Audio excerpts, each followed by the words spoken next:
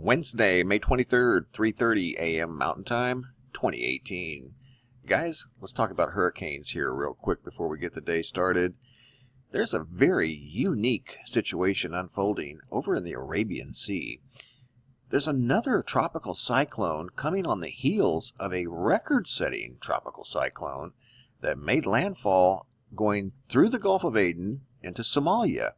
It was the largest cyclone ever recorded, and this was within the last week.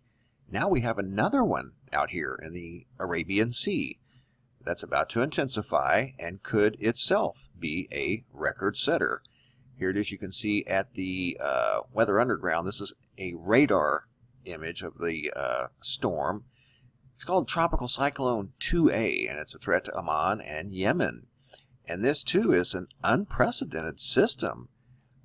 We're starting to see these systems pick up more and more as we are closely approaching hurricane season. But these are in not typical places for hurricanes or cyclones. Not typical at all. In fact, the one that hit Somalia over the weekend, it was named Tropical Cyclone Sagar. It was the strongest tropical storm ever recorded in Somalia. Now we have yet another one on the heels of that one. So quite an unprecedented situation. And again, that's up here in the North Arabian Sea on the east side of Africa. And what we do when we watch for storms that have a chance to make the trip across the Atlantic Basin, they come off the west coast of Africa as tropical waves and sometimes turn into what we saw last year known as Hurricane Irma. So the energy is starting to collect. We're seeing storms over here in places where we do not normally see storms. This one here looks like it's got some size to it and is expected to intensify.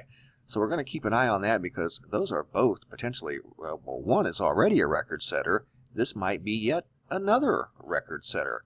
National Hurricane Center on the update to the potential hurricane formation in the Caribbean is now up to 50% in the next 5 days. So we'll have to wait and see on that.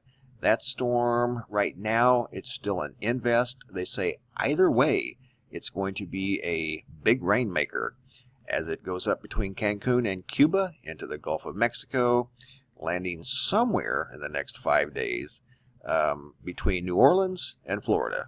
And it's going to be more probably on the Florida side, but again, it's way too early to tell. But it does have a 50% chance now of becoming the first storm of the hurricane season. So we'll have to wait and see.